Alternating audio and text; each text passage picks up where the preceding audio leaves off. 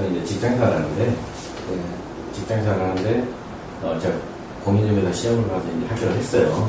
3년 전에 합격을 했는데, 그걸 묵히고 있다가, 이제 부동산 투자를 해가지고, 이렇게 그냥 신규 아파트를 이렇게 사가지고 살다가 이렇게 팔고 이렇게 해서 차익을 남기기도 하고 좀 그런 경험이 있는데, 경매는 제가 사실은 관심이 있었어요. 근데 이제 우연찮게 이제 대표님 그 유튜브에서 그 강의를 좀 듣게 됐는데, 좀 이렇게 관심이 생겨가지고, 제가 지금 군산에 살거든요. 멀리서 오셨네요? 네. 집에서 9시 반에 나왔어요. 귀찮아요. 예. 그래가지고 이제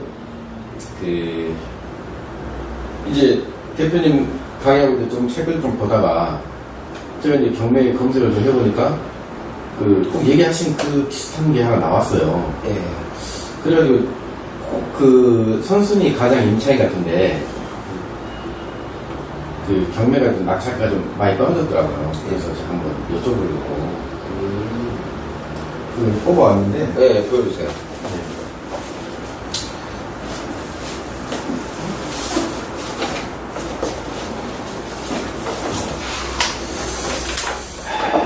이게 제가 이번에 이제 잘 아는 동네예요. 저희 군산에 있는 아파트네요? 네, 아파트예요. 근데 이제 1억 2,700인데 실거래가는 1억 한 1,500 정도 될 겁니다. 근데 6,200까지 떨어졌어. 네. 1억 1,500 시세하는 게 6,223만원까지 유찰이 됐네요. 네, 근데 이제 제가 이제 대표님 강의를 듣고 이제 좀 있다 보니까 선순위 그 임차인이 있는데 이분이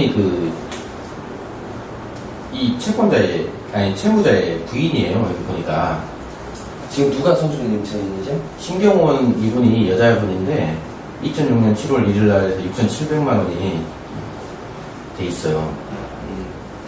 그리고 그리고 나머지는 이제 그 뒤에 사람들인데 좀 가족들이 많고, 근데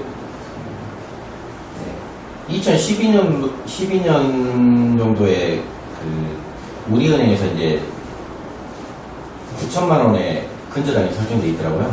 2012년도에요? 네. 그래서 이제 그 말소 기준 권리에 의해서 그 밑으로는 다 이제 권한이 없다고 이렇게 돼 있는, 소멸된다고 돼 있는데, 이게 이제 문제가 되는 게 이거 같은데, 저는 이분이 과연 권리가 있는가.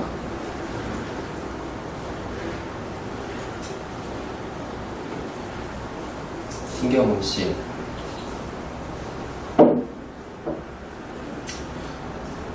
보자.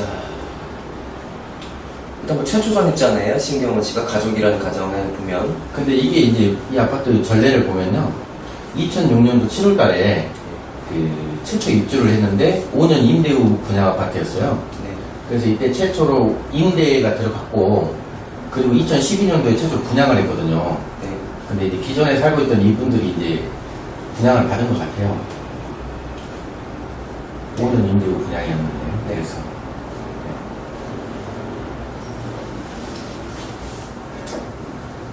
오늘 임대 분양인데.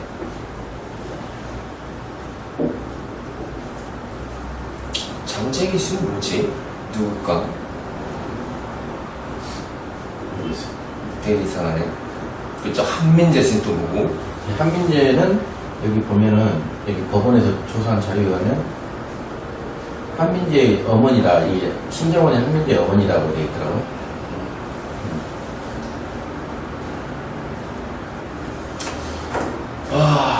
장재기 씨는 또 뭐고? 이 현장 조사를 해봐야 되는데.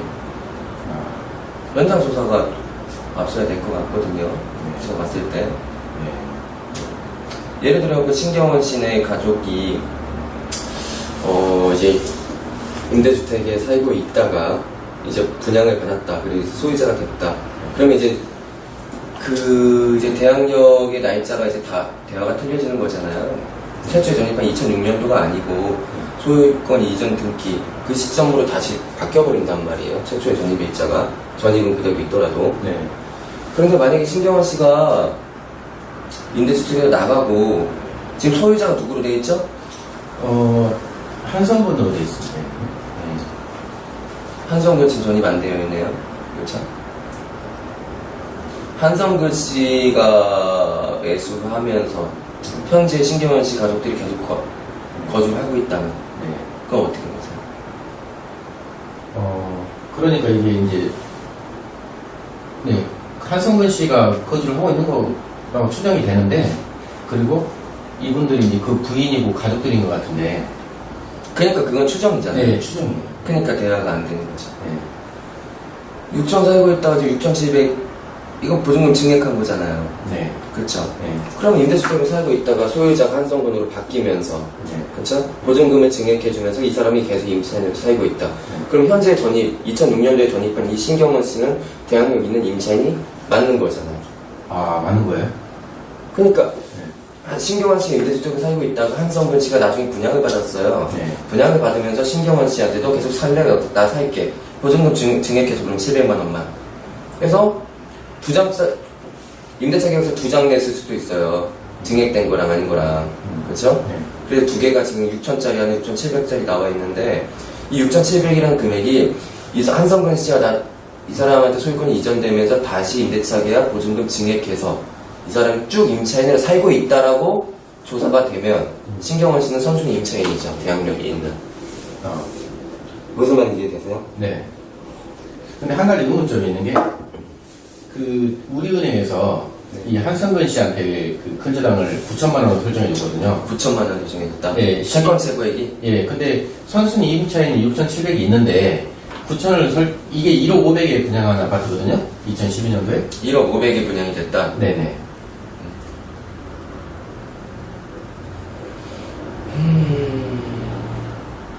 그래요. 여기 등기권리증 있어요?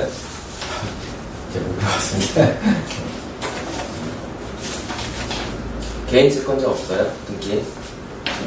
등기에 개인 채권자. 은행 말고. 제가 제가 좀 오늘 바빠가지고 못 배웠는데. 네. 개인 채권자가 있는지 확인해 보셔야 됩니다.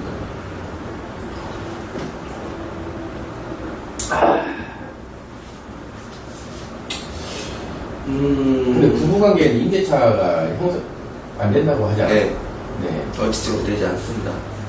근데 지금 뭐 근거가 없잖아요. 네. 일단 은행이 채권 최고액을 9천만 원으로 해서 만땅으로 줬다는 것은 이 보증금이 이럴 수가 없거든요. 그렇죠?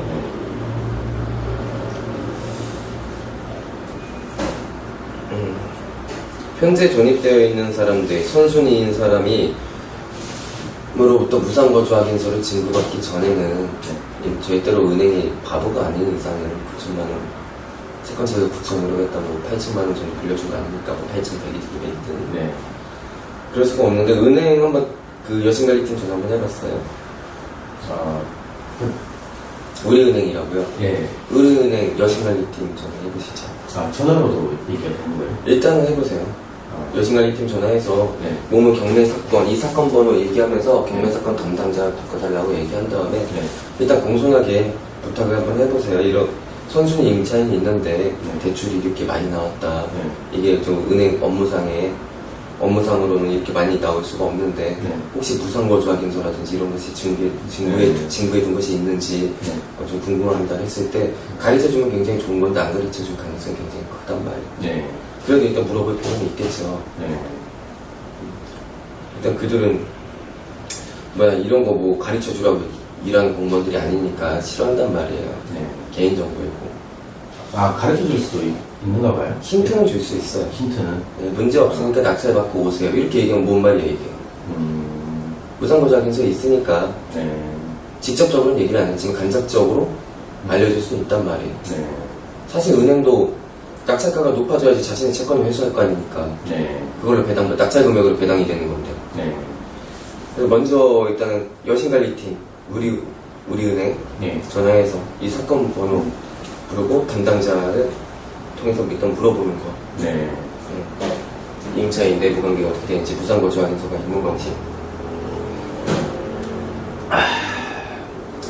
그냥 그걸 시작으로 출발을 해봐야 될 것 같아요. 그리고 이제 두 번째로는 개인 채권자들이 있으면은 네. 개인 채권자들도 다 돈 받으려고 줄 서 있는 사람들이잖아요. 그러니까 개인 채권자 등기부등본부 주소 나와 있죠. 등기부등본에 주소지가 나와 있지. 네. 그렇죠. 네. 주소지 찾아가가지고 이거 낙찰 받으려고 하는 사람인데 선순위 임차인이 이렇게 있어도 아무도 입찰에 참여 안 할 것이다.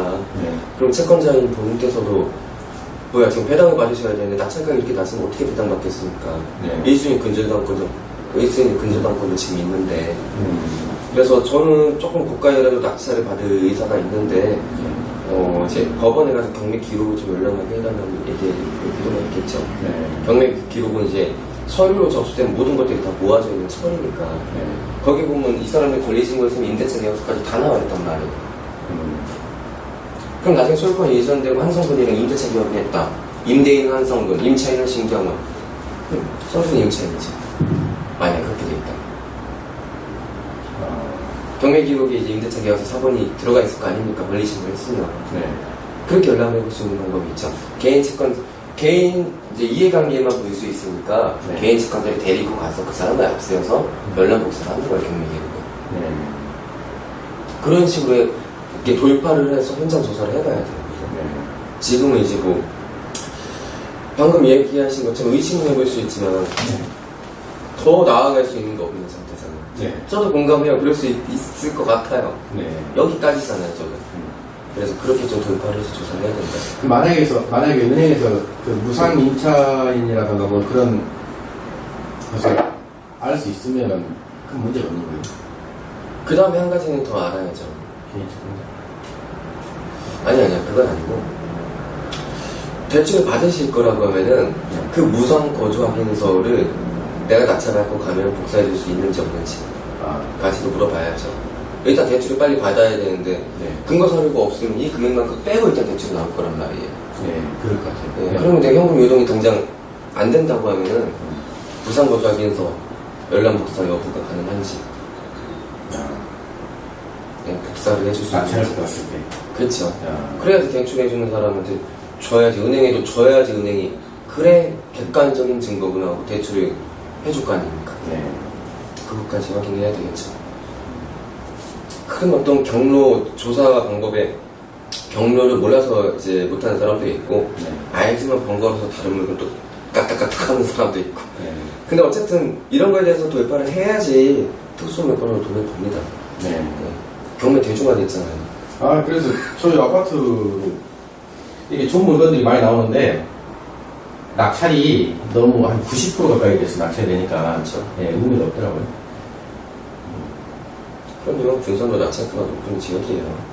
전라북도 분산도.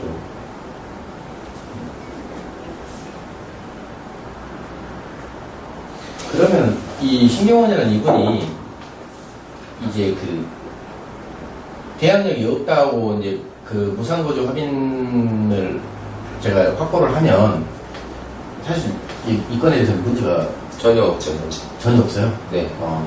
뭐 등기부등본에 뭐 있었어요? 인수해야 되는 뭐 선순위 가등기라든지. 벌써 다 소멸되더라고요. 네. 네, 깔끔하죠. 네. 이것만 해결되면 돼요.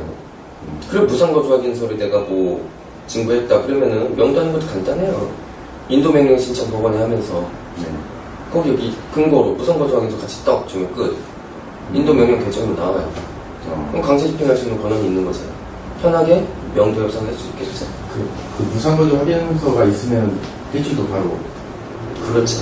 큰 문제 없이 아예 문제가 없는 거죠. 큰 문제도 아니고 작은 문제도 아니고 문제가 없어지는 거죠. 네. 그 무상거주 확인서 굉장히 중요할 것 같아요.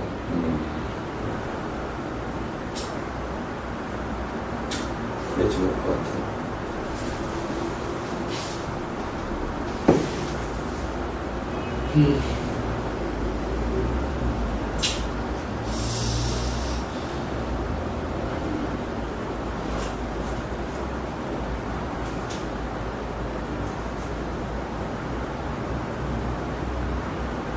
이게 지각각이야. 그러니까 근데 여기 나중에 보면은 이 최현이라는 사람이 저기 세대식으로 있고 이 다른 사람들은 다 이 세대원들이더라고요. 여기 보니까 한성근, 장재기, 신경원, 한민재, 이런 사람들이 이 최현이 세대주로 되어 있더라고요. 근데 한 가족이죠. 아니, 한 가족이 아니어도 세대. 일단 같이 사는 가족은 맞을 거예요. 같이 살고 있다면 어떻게 같이 삽니까? 타인가? 아이고, 이건 현장 조사가 필요해요. 그렇게 제가 말씀드린 것처럼 그렇게 해봤을 때 답이 나올 것 같아요. 특성공론으로는 추정으로는 안 되죠. 네, 의심까지죠. 진짜 임차인일 수도 있거든요. 정말 임차인일 수가 있어요. 이제 대항력이 있는. 그러면 은행에서 9천만 원을 해줬다는 건 좀, 그때 1억 5백에 저기 분양을 해줄 때 9천만 원까지 대출을 해줬다는 것도 좀 이상하더라고요. 그러니까 네. 어느 쪽을 더 지금 확실하지 않잖아요. 추정이죠. 그러니까. 네.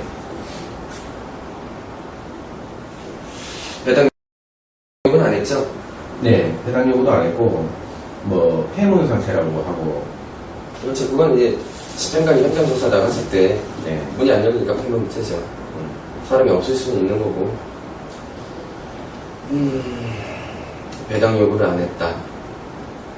대항력이 없으니까 배당 요구를 안 할 수도 있고, 아니면 진정한 임차인이 아닌데 내가 배당 요구를 하면 은행이 바로 배제 신청서 들어갈 거 아닙니까? 배당 배제 신청. 네. 그럼 다 까발려진 거 아니에요? 그러니까 기다렸다 낙찰자한테 그냥 내가 보증금 이렇게 요구할 수 있게 그냥 기다리자. 어차피 대항력 있는 것처럼 보이니까. 이럴 수 있는 거예요. 네, 그런 좀 의심은 되더라고요. 그렇죠? 네. 아니, 대표님이 그 TV에서나 이렇게 유튜브에서 계속 강의하시는 내용이 다 이 내용이더라고요. 그래서 그렇죠. 확실한 건 우리은행이 절대 바보가 아니라는 거. 은행의 채권, 은행이 경매 신청 넣었나요? 은행이 넣었어요. 우리 은행. 잠깐만. 채권 금액이 어디 나와있지? 채권 청구. 얘기는 안 나왔는데 9천만 원이거든요. 딱 9천만 원이에요? 아니 그 청구 금액이 아니라 그 근저당보에 설정 금액이 9천만 원. 채권 청구 금액. 채권 채거액 말고. 청구 금액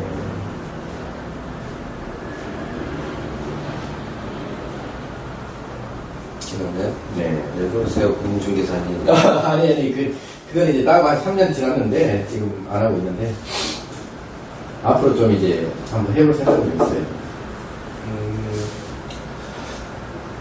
은행 채권 청구, 은행이 이제 신청한 채권 청구액이 8천만 원이 넘어가면 네. 일단 임차인 아니에요. 근데 그것만으로는 또 모험할 수 없잖아요. 그러니까 이게 큰 금액이라 우리한테는 큰 금액. 일단 그 배당 요구 안 하고 그냥 지나갔어요. 그리고 은행은 또 배당 배제 신청 안 했어요. 네.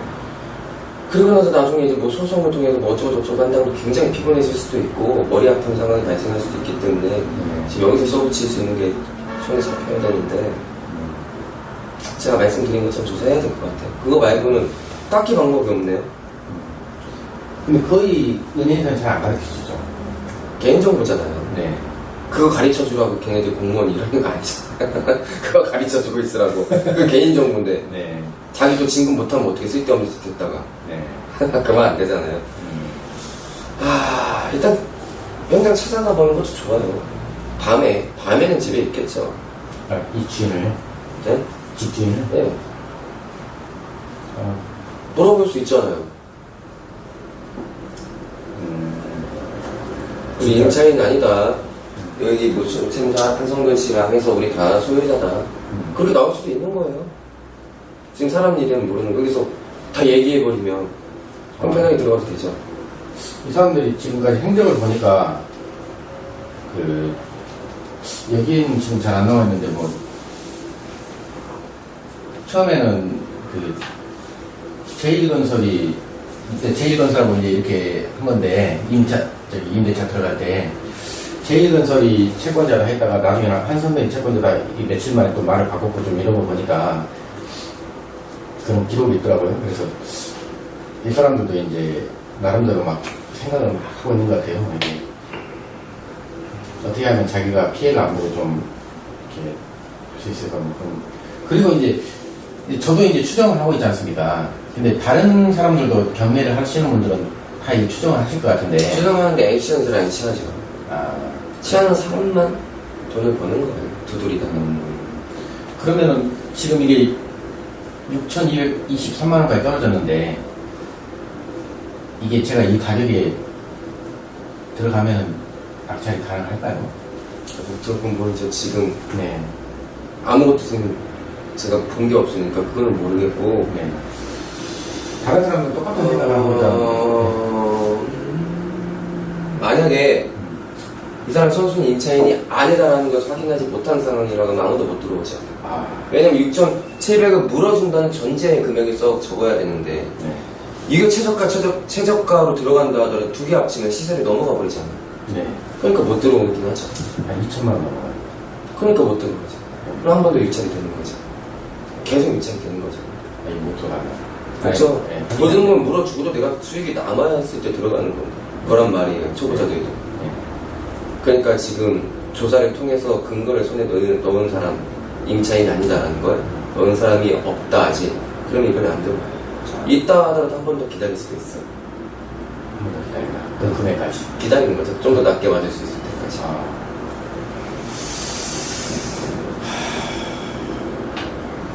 근데 이게 지금 적혀있는 보증금이 적혀있는 거 보면 권리신고를 했다는 건데. 근데 이게 또 복잡한 게, 이게 이제 그 제1건설에 이 금액을 넣었다가, 이게 지워지지 않는 상태에서, 이제, 그냥 이렇게, 이 사람들도 얼떨결에 이렇게 된 게 아닌가. 좀, 굉장히 복잡하더라고요. 그러니까요. 그 매각 물건 농수도 안 뽑아야죠. 그리고 왜 매각 물건 이거 하나 줬어요?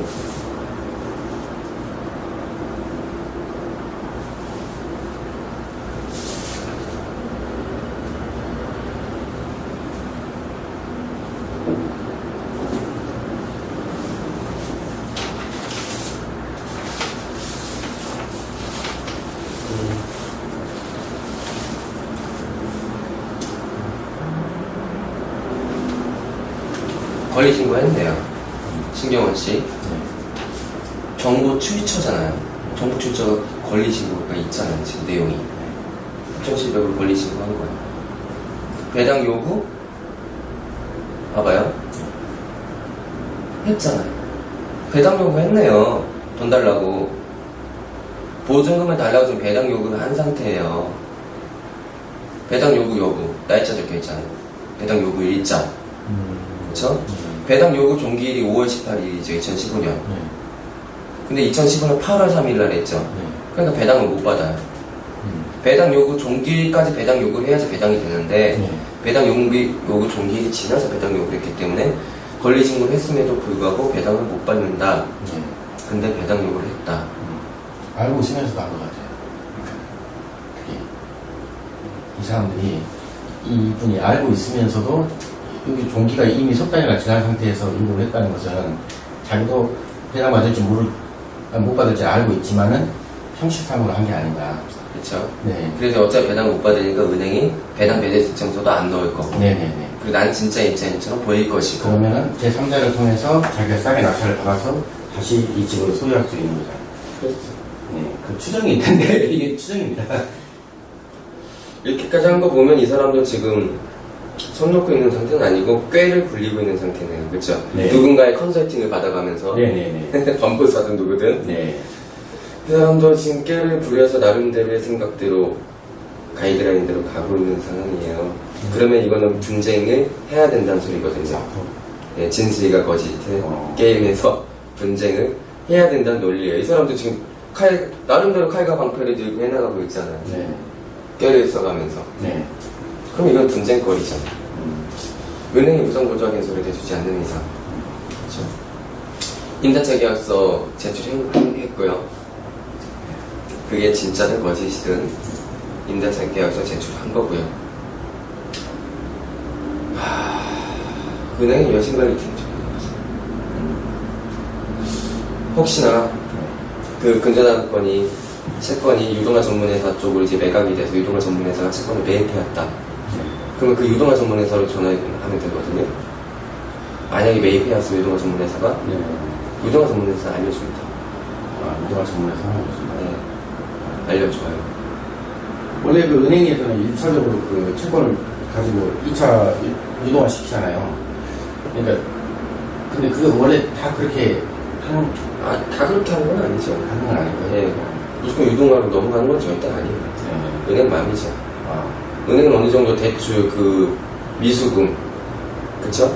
이 부분이 많아지면은 이제 국가로부터 간섭이 들어와요. 네. 그러니까 적정선을 유지하려고 네. 부실채권을 팔아버리는 거예요. 그러니까 팔고 안 팔고는 은행 맘이고.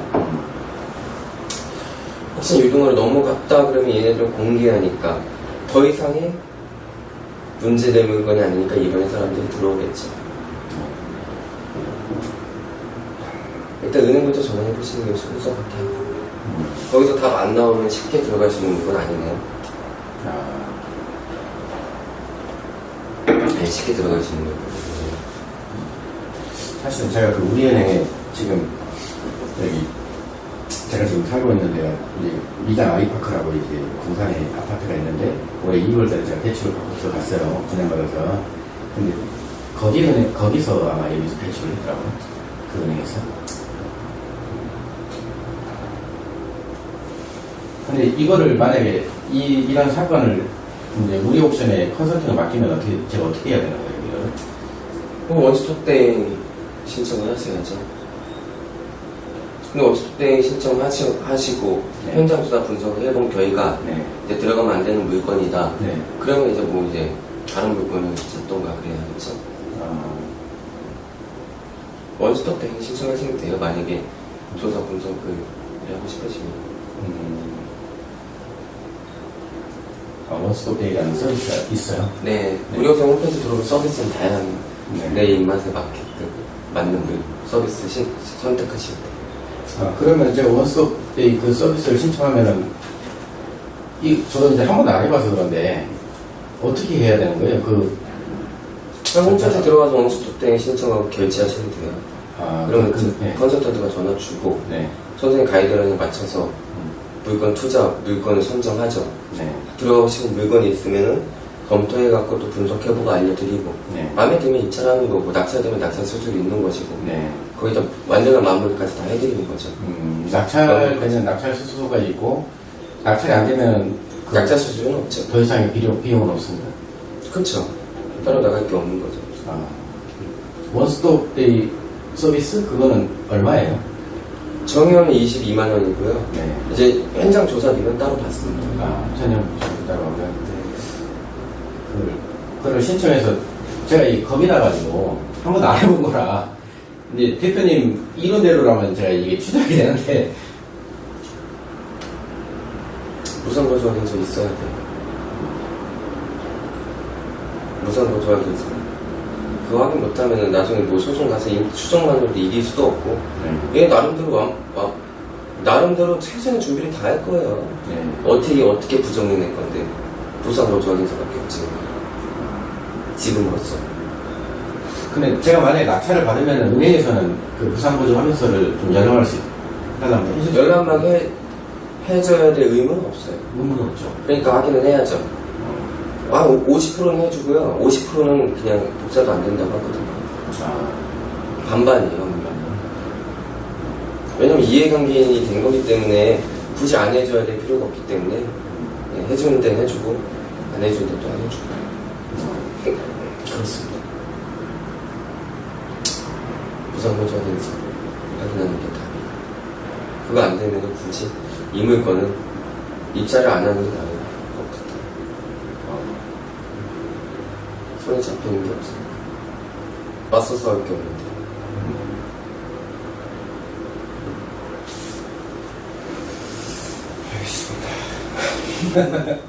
아니, 또 궁금하신 거 있으세요? 아니요. 궁금한 건 책이나 강의나 계속 듣고 있는데. 여기까지 오셔가지고 도입학으로 정확하게 딱 긍정적인 뭔가를 가져가면 좋은데, 그쵸? 부정적인 쪽으로 많이 좀 기울어져 있는데, 채권자 쪽으로 많이 전화해보세요. 은행 쪽으로. 그거밖에 없는 것 같아요. 다른 사람들은 다 이 세대원들이더라고요. 연구원들. 한성근, 장재기, 신경원, 한민재 이런 사람들이 이 최현이 세대주로 되어 있더라고요. 근데 한 가족이죠. 아니, 한 가족이 아니어도 세대. 일단 같이 사는 가족은 맞을 거예요. 같이 살고 있다면. 어떻게 같이 삽니까? 아파트에? 아, 타인가? 아이고, 이건 현장 조사가 필요해요. 그렇게 제가 말씀드린 것처럼. 그렇게 해봤을 때 답이 나올 것 같아요. 특성공론으로는 추정으로는 안 되죠. 예, 의심까지죠. 진짜 임차인일 수도 있거든요. 정말 임차인일 수가 있어요. 현재 대항력이 있는. 그러면 은행에서 9천만 원 해줬다는 건 좀, 그때 1억 5백에 저기 분양을 해줄 때 9천만 원까지 대출을 해줬다는 것도 좀 이상하더라고요. 그러니까 네, 네. 어느 쪽으로 더 지금 확실하지가 않잖아요. 추정이죠. 그러니까. 네. 배당은 안 했죠? 네, 해당 요구도 안 했고, 뭐, 폐문 상태라고 하고, 그렇죠. 그건 이제 집행관이 현장 조사 나갔을 때 네. 문이 안 열리니까 폐문 못하죠. 사람이 없을 수는 있는 거고. 배당 요구를 안 했다. 대항력이 없으니까 배당 요구를 안 할 수도 있고, 아니면 진정한 임차인이 아닌데 내가 배당 요구를 하면 은행이 바로 배대 신청서 들어갈 거 아닙니까? 배당 배대 신청. 네. 그럼 다 까발려지는 거 아니에요? 그러니까 기다렸다 낙찰자한테 그냥 내가 보증금 이렇게 요구할 수 있게 그냥 기다리자. 어차피 대항력 있는 것처럼 보이니까. 이럴 수 있는 거예요. 네, 그런 좀 의심은 됐어요. 그렇죠? 네. 아니, 대표님이 그 TV에서나 이렇게 유튜브에서 계속 강의하시는 내용이 다 이 내용이더라고요. 그래서 그렇죠. 확실한 건 우리 은행이 절대 바보가 아니라는 거. 은행의 채권, 은행이 경매 신청 넣었나요? 은행이 넣었어요. 우리 은행. 잠깐만. 채권 금액이 어디 나와있지? 채권 청구. 얘기는 안 나왔는데 9천만 원이거든요. 딱 9천만 원이에요? 아니 그 청구 금액이 아니라 그 근저당부에 설정 금액이 9천만 원. 채권 청구 금액. 채권 채거액 말고. 청구 금액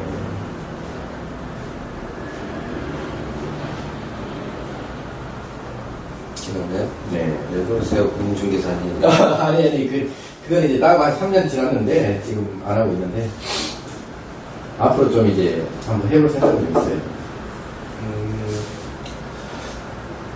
은행 채권 청구, 은행이 이제 신청한 채권 청구액이 8천만 원 이제 넘어가면 네. 일단 임차인 아니에요. 근데 그것만으로는 또 모험할 수가 없잖아요. 그러니까 이게 큰 금액이라 우리한테는 큰 금액. 일단 그 배당 요구 안 하고 그냥 지나갔어요. 그리고 은행은 또 배당 배당 신청 안 했어요. 네. 그러고 나서 나중에 이제 뭐 소송을 통해서 뭐 어쩌고저쩌고 한다고 굉장히 피곤해질 수도 있고 머리 아픈 상황이 발생할 수도 있기 때문에 지금 여기서 써붙일 수 있는 게 손에 잡혀야 되는데 제가 말씀드린 것처럼 조사해야 될 것 같아요. 그거 말고는 딱히 방법이 없네요. 근데 거의 은행에서는 잘 안 가르쳐주죠. 개인정보잖아요. 네. 그거 가르쳐주라고 걔네들 공무원 일하는 거 아니잖아. 그거 가르쳐주고 있으라고. 그 개인정보인데 네. 자기도 진급 못하면 어떻게 쓸데없는 짓 했다가 네. 그만 안 되잖아요. 일단 현장 찾아가 보는 것도 좋아요. 밤에는 집에 있겠죠. 아, 이 주인을, 네? 집주인을? 네. 물어볼 수 있잖아요. 우리 임차인 아니다. 여기 무슨 샘사 한성근 씨랑 해서 우리 다 소유자다. 그렇게 나올 수도 있는 거예요. 지금 사람 일은 모르는 거. 여기서 다 얘기해버리면 편하게 들어가도 되죠.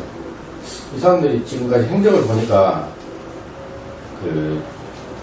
여기는 지금 잘 안 나와 있는데 뭐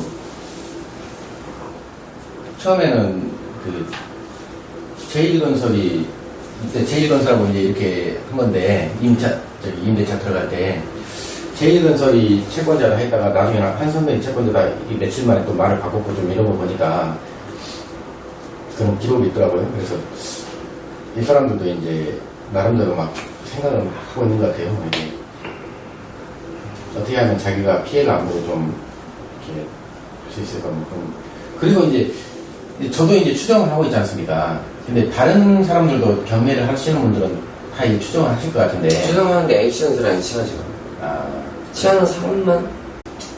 저는 이제 직장생활을 하는데, 직장생활을 하는데, 제가 공인중개사 시험을 봐서 이제 합격을 했어요. 3년 전에 합격을 했는데, 그걸 묵히고 있다가, 이제 부동산 투자를 해가지고, 이렇게 그냥 신규 아파트를 이렇게 사가지고 살다가 이렇게 팔고 이렇게 해서 차익을 남기기도 하고 좀 그런 경험이 있는데, 경매는 제가 사실은 관심이 있었어요. 근데 이제 우연찮게 이제 대표님 그 유튜브에서 네. 그 강의를 좀 듣게 됐는데, 좀 이렇게 관심이 생겨가지고, 예. 제가 지금 군산에 살거든요. 멀리서 오셨네요? 네. 집에서 9시 반에 나왔어요. 아, 귀찮다. 고생하셨습니다. 예. 그래가지고 이제 대표님 강의하고 이제 좀 책을 좀 보다가 제가 이제 경매 검색을 좀 해보니까 꼭 얘기하신 그 비슷한 게 하나 나왔어요. 예. 그래가지고 그 선순위 가장 임차인 같은데 그 경매가 좀 낙찰가 좀 많이 떨어졌더라고요. 그래서 제가 한번 여쭤보려고 그걸 뽑아왔는데 네, 보여주세요.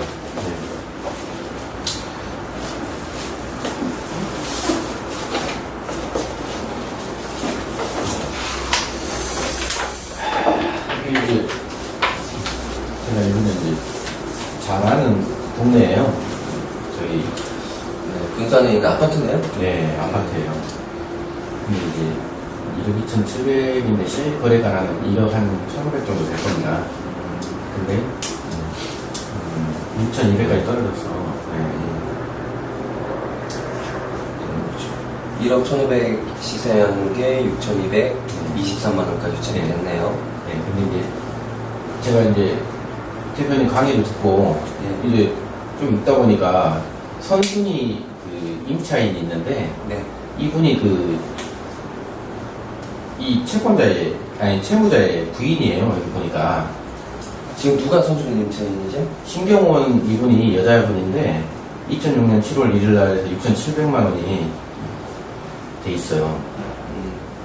그리고 그리고 나머지는 이제 그 뒤에 사람들인데 예. 좀 가족들인 것 같고 근데 네. 12년 정도에 그 우리은행에서 이제 9천만 원의 근저당이 설정돼 있더라고요. 2012년도에요? 네. 예. 그래서 이제 그 말소 기준 권리에 대해서 그 밑으로는 다 이제 권한이 없다고 이렇게 돼 있는, 네. 소멸된다고 돼 있는데, 이게 이제 문제가 되는 게 이거 같은데, 저는 이분이 과연 권리가 있는가.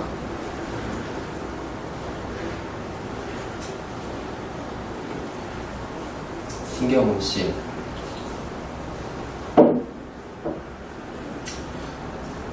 보자. 일단 뭐 최초전 있잖아요. 신경훈 씨가 가족이라는 가정에 보면. 근데 이게 이제 이 아파트 전례를 보면요. 2006년도 7월 달에 그 최초 입주를 했는데 5년 임대 후 분양 아파트였어요. 네. 그래서 이때 최초로 임대가 들어갔고, 그리고 2012년도에 최초 분양을 했거든요. 네. 근데 이제 기존에 살고 있던 이분들이 이제 분양을 받은 것 같아요. 5년 임대 후 분양이었는데. 네. 그래서.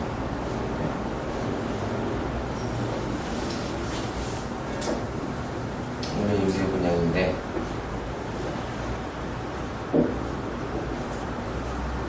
장재기 씨는 뭐지? 누굴까? 모르겠어요. 되게 이상하네. 그쪽 한민재 씨는 또 누구?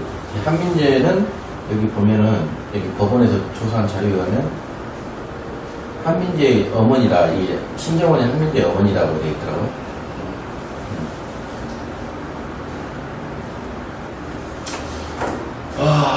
장재기 씨도 보고 이 현장 조사를 해봐야 되는데 현장 조사가 앞서야 될 것 같거든요. 제가 봤을 때. 네. 예를 들어 그 신경원 씨네 가족이 이제 임대주택에 살고 있다가 이제 분양을 받았다. 그리고 소유자가 됐다. 그러면 이제 그 이제 대항력의 날짜가 이제 다 대화가 틀려지는 거잖아요. 최초에 전입한 2006년도가 아니고 소유권 이전 등기 그 시점으로 다시 바뀌어버린단 말이에요. 최초에 돈을 버는 거예요. 두드리다가. 그러면은 지금 이게 6,223만 원까지 떨어졌는데 이게 제가 이 가격에 들어가면 낙찰이 가능할까요? 조금 뭐 이제 지금 네. 아무것도 지금 제가 본 게 없으니까 그거는 모르겠고 네. 다른 사람도 똑같은 생각을 하고 있다는 만약에 이 사람 선수는 임차인이 아니다라는 것을 확인하지 못한 상황이라면 아무도 못 들어오죠. 아, 왜냐면 6,700을 물어준다는 전제의 금액이 써 적어야 되는데 네. 이게 최저가로 들어간다 하더라도 두 개 합치면 시세를 넘어가 버리잖아요. 네. 그러니까 못 들어오긴 하죠. 한 2천만 원 넘어가요. 그러니까 못 들어오죠. 그럼 한 번 더 일차리 되는 거죠. 계속 일차리 되는 거죠. 아니, 못 들어가면. 그렇죠. 네. 모든 걸 물어주고도 내가 수익이 남아야 했을 때 들어가는 거란 말이에요. 초보자들도. 네. 그러니까 지금 조사를 통해서 근거를 손에 넣은 사람, 임차인이 아니다라는 걸 넣은 사람이 없다 아직. 그럼 이번에 안 들어가요. 있다 하더라도 한 번 더 기다릴 수도 있어요. 한 번 더 기다리라. 그 금액까지. 기다리는 거죠. 좀 더 낮게 맞을 수 있을 때까지. 아.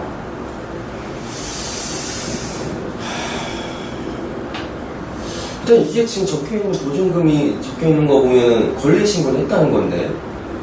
근데 이게 좀 복잡한 게, 이게 이제 그 제1건설에 이 금액을 넣었다가, 이게 지워지지 않는 상태에서, 이제, 그냥 이렇게, 이 사람들도 어떻게 이렇게 된 게 아닌가. 좀, 관계가 좀 복잡하더라고요. 그러니까 그 매각 물건 농수도 안 뽑아야지. 이거 뭐야 매각 물건 이거 하나 줬어?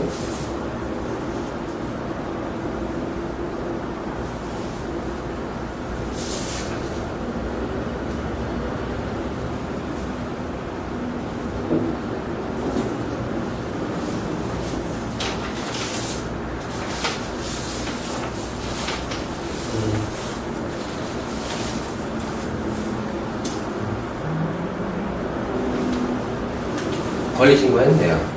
신경원 씨. 정보 출처잖아요. 정보 출처가 권리신고가 있잖아요. 지금 내용이. 6,700으로 권리신고 한 거예요. 배당 요구? 봐봐요. 했잖아요. 배당 요구 했네요. 돈 달라고. 보증금을 달라고 지금 배당 요구를 한 상태예요. 배당 요구 여부. 날짜 적혀 있잖아요. 배당 요구 일자. 그쵸? 배당 요구 종기일이 5월 18일이죠, 2015년. 근데 2015년 8월 3일 날 했죠. 그러니까 배당을 못 받아요. 배당 요구 종기일까지 배당 요구를 해야지 배당이 되는데, 배당 요구 종기일이 지나서 배당 요구를 했기 때문에, 권리신고를 했음에도 불구하고 배당을 못 받는다. 근데 배당 요구를 했다. 알고 있으면서도 한 것 같아요. 그게. 이 사람들이, 이분이 알고 있으면서도, 여기 종기가 이미 석달이나 지난 상태에서 요구를 했다는 것은 자기도 배당 받을지 못 받을지 알고 있지만은 형식상으로 한 게 아닌가. 그렇죠. 네. 그래서 어차피 배당 못 받으니까 은행이 배당 배제 지청서도 안 넣을 거고. 네네네. 그리고 난 진짜 임차인처럼 보일 것이고. 그러면은 제3자를 통해서 자기가 싸게 낙찰을 받아서 다시 이 집을 소유할 수 있는 거잖아요. 그렇죠. 네. 그 추정이 있는데 이게 추정입니다. 이렇게까지 한 거 보면 이 사람도 지금 손 놓고 있는 상태는 아니고 꾀를 굴리고 있는 상태네요. 그렇죠? 네. 누군가의 컨설팅을 받아가면서 네네네. 반부사든 누구든 네. 이 사람도 지금 꾀를 부려서 나름대로의 생각대로 가이드라인대로 가고 있는 상황이에요. 그러면 이거는 분쟁을 해야 된다는 소리거든요. 네, 진실과 거짓의 게임에서 분쟁을 해야 된다는 논리예요. 이 사람도 지금 나름대로 칼과 방패를 들고 해나가고 있잖아요. 네. 꾀를 써가면서. 네. 그럼 이건 분쟁거리잖아요. 은행이 우선고조하게 소리를 해주지 않는 이상. 그렇죠? 임대차 계약서 제출했고요. 그게 진짜든 거짓이든 임대차 계약서 제출한 거고요. 은행의 여신관리 팀 혹시나 그 근저당권이 채권이 유동화 전문회사 쪽으로 이제 매각이 돼서 유동화 전문회사가 채권을 매입해왔다. 그러면 그 유동화 전문회사로 전화하면 되거든요. 만약에 매입해왔으면 유동화 전문회사가 네. 유동화 전문회사 알려줍니다. 아, 유동화 전문에서 하는 네, 알려줘요. 원래 그 은행에서는 1차적으로 그 채권을 가지고 그 전입일자가 전입은 그대로 있더라도. 네. 그런데 만약에 신경환 씨가 임대주택에서 나가고 지금 소유자가 누구로 돼 있죠? 한성분으로 되어 있습니다. 네. 한성글씨 전입 안 되어 있네요. 그렇죠? 한성글씨가 매수를 하면서 현재 신경환 씨 가족들이 계속 거주를 하고 있다면 네. 그건 어떻게 보세요? 그러니까 이게 이제, 네, 한성근 씨가 거주를 하고 있는 거라고 추정이 되는데, 그리고 이분들이 이제 그 부인이고 가족들인 것 같은데, 그러니까 그건 추정이잖아요. 네, 추정이에요. 그러니까 대화가 안 되는 거죠. 네. 6천 살고 있다가 지금 6,700, 이거 보증금 증액한 거잖아요. 네. 그쵸? 네. 그럼 임대주택으로 살고 있다가 소유자가 한성근으로 바뀌면서, 네. 그쵸? 보증금을 증액해주면서 이 사람이 계속 임차인으로 살고 있다. 그럼 현재 2006년도에 전입한 이 신경원 씨는 대학력 있는 임차인이 맞는 거잖아요. 아, 맞는 거예요? 그러니까, 신경원 씨가 임대주택을 살고 있다가 한성근 씨가 나중에 분양을 받았어요. 네. 분양을 받으면서 신경원 씨한테도 계속 살래? 나 살게. 보증금 증액해서 그럼 700만 원만. 그래서 임대차 계약서 2장 냈을 수도 있어요. 증액된 거랑 아닌 거랑. 그렇죠? 네. 그래서 두 개가 지금 6천짜리 안에 6,700짜리 나와 있는데 이 6,700이라는 금액이 이 한성근 씨가 이 사람한테 소유권이 이전되면서 다시 임대차 계약 보증금 증액해서 이 사람이 쭉 임차인으로 살고 있다라고 조사가 되면 신경원 씨는 선순위 임차인이죠. 대항력이 있는. 무슨 말인지 이해되세요? 네. 근데 한 가지 의문점이 있는 게, 우리은행에서 이 한성근 씨한테 그 근저당을 9천만 원으로 설정해줬거든요. 9천만 원 결정해줬다? 예, 채권 최고액이? 예, 근데 선순위 임차인이 6,700이 있는데, 9천을 이게 1억 500에 분양한 아파트거든요? 2012년도에? 1억 500에 분양이 됐다? 네네.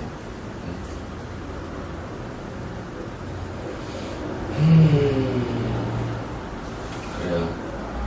여기 등기 권리증 있어요? 제가 못 해봤습니다. 개인 채권자 없어요? 등기? 등기에 개인 채권자. 은행 말고.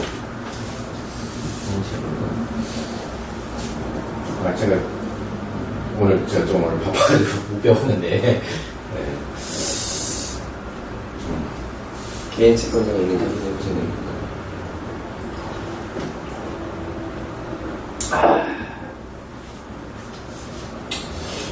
근데 부부관계는 임대차가 안 된다고 하잖아요. 네. 네. 원칙적으로 되지 않습니다. 근데 지금 뭐 근거가 없잖아요.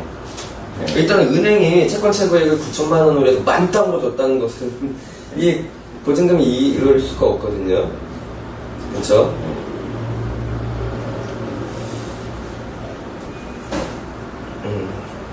현재 존입되어 있는 사람들, 선순위인 사람이 으로부터 무상거주 확인서를 진구받기 전에는 저희 때로 은행이 바보가 아닌 이상은 9천만 원 채권 최고 9천으로 했다고 8천만 원 정도 빌려준 거 아닙니까? 뭐 8,100이든 있든. 네. 그럴 수가 없는데 은행 한번 그 여신관리팀 전화 한번 해봤어요. 우리은행이라고요? 예. 우리은행 여신관리팀 전화해보시죠. 전화로도 얘기가 되는 거예요? 일단은 해보세요. 여신관리팀 전화해서 네. 뭐뭐 경매 사건, 이 사건 번호 얘기하면서 경매 사건 담당자 바꿔달라고 얘기한 다음에 네. 일단 공손하게 부탁을 한번 해보세요. 이런 선순위 임차인이 있는데 대출이 이렇게 많이 나왔다. 네. 이게 좀 은행 업무상으로는 이렇게 많이 나올 수가 없는데 네. 혹시 무상거주 확인서라든지 이런 것이 증거에 둔 것이 있는지 네. 좀 궁금합니다 했을 때 가르쳐주면 굉장히 좋은 건데 안 가르쳐줄 가능성이 굉장히 크단 말이에요. 네. 그래도 일단 물어볼 필요는 있겠죠. 네. 일단 그들은 이런 거 뭐 가르쳐주라고 일하는 공무원들이 아니니까 싫어한단 말이에요. 네. 개인정보이고. 가르쳐 줄 수도 있는가 봐요? 힌트는 줄 수 있어요. 힌트는? 네, 문제 없으니까 낙찰 받고 오세요. 이렇게 얘기하면 뭔 말이에요, 이게. 무상거주 확인서에 있으니까 네. 직접적으로는 얘기를 안 했지만 간접적으로 알려줄 수는 있단 말이에요. 네. 사실 은행도 낙찰가가 높아져야지 자신의 채권을 회수할 거 아닙니까? 네. 그걸로 낙찰 금액으로 배당이 되는 건데. 네. 그래서 먼저 일단은 여신관리팀, 우리은행 네. 전화해서 이 사건 번호 부르고 담당자를 통해서 일단 물어보는 거. 네. 임차인 내부 관계가 어떻게 되는지, 무상거주 확인서가 있는 건지. 그냥 그걸 시작으로 출발을 해봐야 될 것 같아요. 그리고 이제 두 번째로는 개인 채권자들이 있으면은 네. 개인 채권자들도 다 돈 받으려고 줄 서 있는 사람들이잖아요. 그러니까 개인 채권자 등기부등본 보면 주소 나와 있죠. 등기부등본에 주소지가 나와 있지. 네. 그렇죠. 네. 주소지 찾아가가지고 이거 낙찰 받으려고 하는 사람인데 선순위 임차인이 이렇게 있어도 아무도 입찰에 참여 안 할 것이다. 네. 그럼 채권자인 본인께서도 뭐야 지금 배당을 받으셔야 되는데 낙찰가 이렇게 낮으면 어떻게 배당 받겠습니까? 네. 1순위 근저당권도 지금 있는데 그래서 저는 조금 고가여라도 낙찰을 받을 의사가 있는데 이제 법원에 가서 경매 기록을 좀 열람하게 해달라고 얘기를 했겠죠. 네. 경매 기록은 이제 서류로 접수된 모든 것들이 다 모아져 있는 처리니까 네. 거기 보면 이 사람이 권리신고 했으면 임대차 계약서까지 다 나와 있단 말이에요.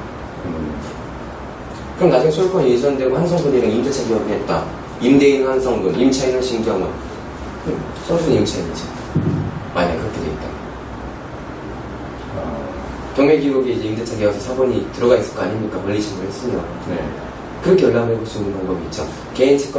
개인 이제 이해관계만 보일 수 있으니까 네. 개인 측관들이 데리고 가서 그 사람을 앞세워서 열람 복사를 하는 거예요, 경매 기록을. 네. 그런 식으로 이렇게 돌파를 해서 현장 조사를 해봐야 돼요. 네. 지금은 이제 뭐 방금 얘기하신 것처럼 의심을 해볼 수 있지만 더 나아갈 수 있는 게 없는 상태잖아요. 네. 저도 공감해요. 그럴 수 있을 것 같아요. 네. 여기까지잖아요, 저도. 그래서 그렇게 좀 돌파를 해서 조사를 해야 된다. 만약에 은행에서 그 무상 임차인이라든가 뭐 그런 것을 알 수 있으면 큰 문제가 없는 거예요. 그 다음에 한 가지는 더 알아야죠. 개인 채권자. 아니야, 그건 아니고. 대출을 받으실 거라고 하면은 그 무상 거주 확인서를 내가 낙찰받고 가면 복사해 줄 수 있는지 없는지 까지도 물어봐야죠. 일단 대출을 빨리 받아야 되는데 네. 근거 서류가 없으면 이 금액만큼 빼고 일단 대출이 나올 거란 말이에요. 네, 그럴 것 같아요. 네, 네. 그러면 내가 현금 유동이 당장 안 된다고 하면은 무상 거주 확인서 열람 복사 여부가 가능한지 복사를 해줄 수 낙찰을 있는지. 받았을 때.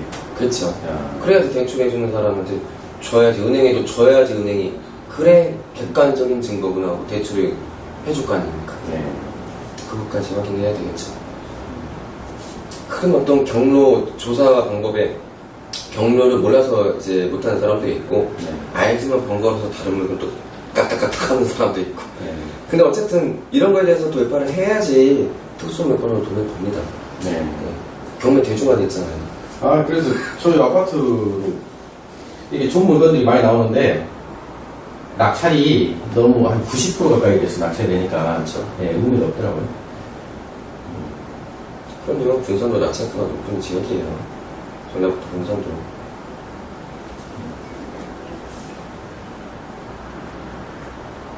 그러면 이 신경원이라는 이분이 이제 그 대항력이 없다고 이제 그 무상거주 확인을 제가 확보를 하면 사실 이 건에 대해서는 문제가 전혀 없죠, 현재. 전혀 없어요. 네. 뭐 등기부등본에 뭐 있었어요?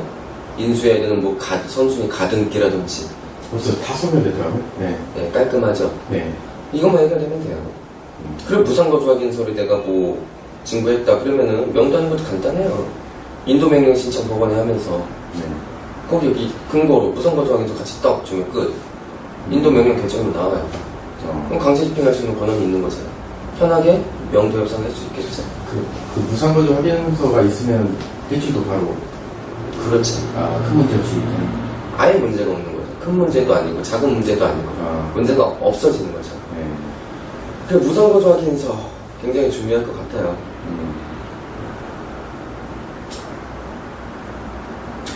그게 중요할 것 같아요.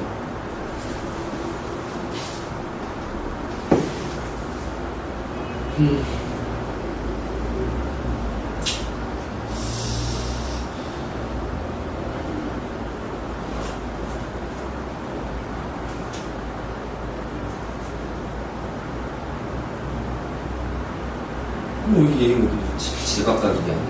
그러니까 근데 여기 나중에 보면은 이 최현이라는 사람이 네. 저기 세대주가 있고 이